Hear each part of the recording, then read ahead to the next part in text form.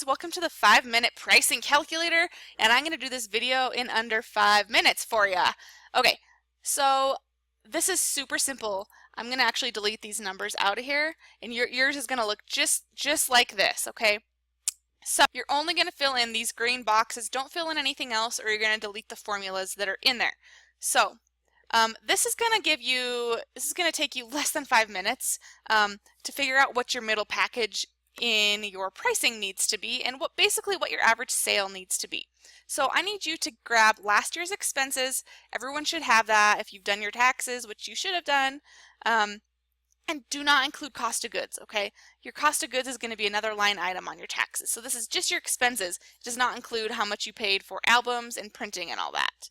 So let's say your expenses last year were $36,000. Now I want you to put in what you want to pay yourself this year, right? Give yourself a good wage. So, you know, don't go under 20,000. 36,000, you know, that's kind of depending on where you live, a good professional starting wage. More like 40,000 would probably be, you know, something a little better, but now it's going to automatically put in what 25% cost of goods, which is kind of the industry standard. So if you have an album that costs you $100, I'm sorry, if you have an album and you charge $400 for it, the cost of goods should be no more than $100. That's 25%. So this is adding in what you're going to pay your lab to get that much income. So basically you need to bring in 90 grand this year, right? So that's telling you how much you need to bring in from all of your sessions, all of your sales. And now obviously if your cost of goods are higher than that, then you're going to need to bring in more. So if you know how to use Excel, you could actually go in and change the formula. If you know your cost of goods is higher or lower, you could go in there, but if you don't, just leave it. Okay, so now this is going to tell you, it's going to give you a bunch of combinations of how many sessions you need to do at a certain average, okay?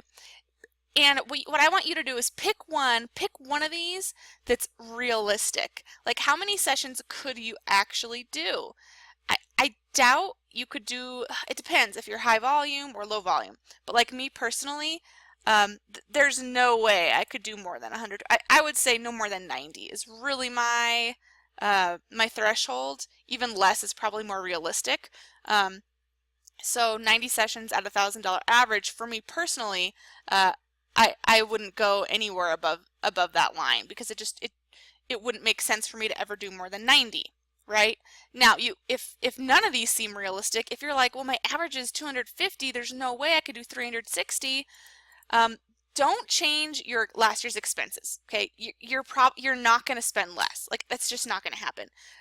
The biggest problem I see when photographers figure out their pricing is when they're adding in all their expenses, they forget half of their things. They don't realize, you know, that maybe they're saying, oh, I had to get a new computer last year. I won't need that this year, right? So they don't add anything in. Well, you're going to make it up somewhere, whether you have equipment that breaks down or something. So don't, you know, I would even say add a little more to your expenses if you can. You could, you know, pay yourself less. That's a little, you know, you wanna make a decent wage though. So the only other thing you could do is raise your average here. So pick one of these that seems realistic, and that needs, let's just say you're right here.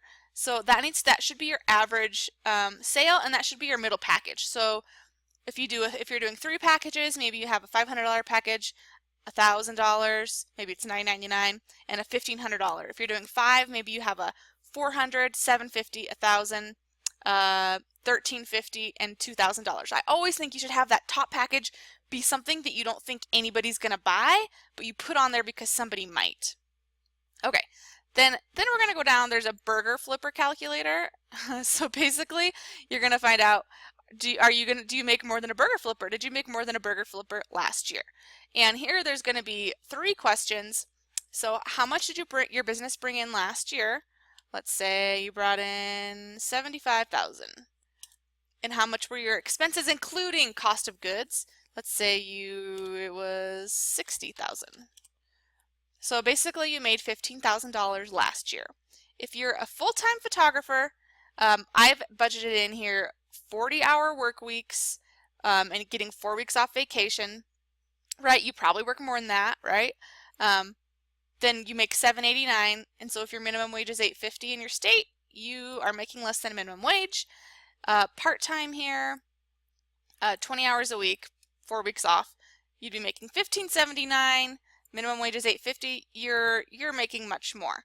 And now here you're going to put in how many sessions you did. Let's say you did 78 sessions. So your average was 961.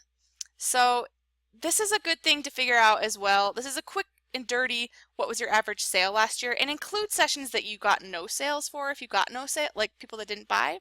And now you're also going to be able to go in here and you're going to be able to see, okay, my average was 960 last year, 61. I think I could bump that up to 1,000 or 1,250, and there you're going to kind of be able to look at that as well. Okay, so I'm just finishing up here. It looks like it's going to be 6 minutes, but I hope this helps you guys, and let me know if you have any questions.